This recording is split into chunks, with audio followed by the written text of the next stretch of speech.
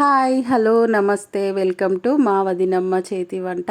అమ్మమ్మ కాలం నాటి మలీన ముద్దలండి. Sweet recipe ఇది. చాలా బాగుంటాయి ఇవి. చిన్నప్పుడు మా అమ్మమ్మ చేసి పెట్టేదండి. చాలా టేస్టీగా ఉంటాయి.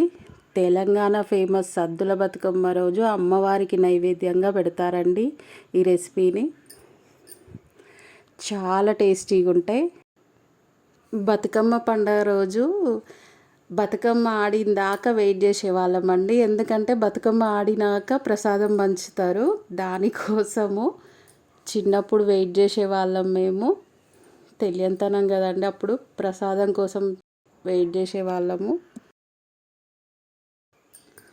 ఏం లేదండి, సింపుల్ రెసిపీ.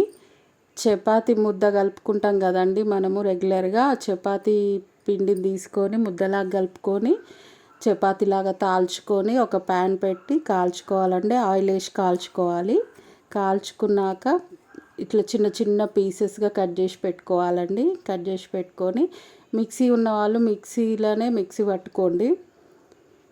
చపాతీ మిక్సీ పట్టినాక కొంచెం బెల్లం వేసి మిక్సీ పట్టి నెయ్యి వేసి ముద్దలు చేసుకోండి. నేనైతే రోల్ ఆప్షన్ ఎంచుకున్నానండి. రోల్లో అయితే టేస్ట్ బాగుంటుందని చపాతీ దంచి కొంచెం బెల్లం వేసుకొని అది దంచి సాఫ్ట్గా అయ్యాక కొంచెం నెయ్యి వేసి కలుపుకొని ముద్దలు చేశానండి. చాలా టేస్టీగా ఉంటాయండి. మీ పిల్లలకు చేసి పెట్టండి. ఓల్డ్ ఈజ్ గోల్డ్ కదా. అప్పటి వంటకాలన్నీ రుచి చూపిద్దాం మన పిల్లలకి. లైక్ చేయండి, షేర్ చేయండి, సబ్స్క్రైబ్ చేయండి. ఈ రెసిపీ నచ్చినట్లయితే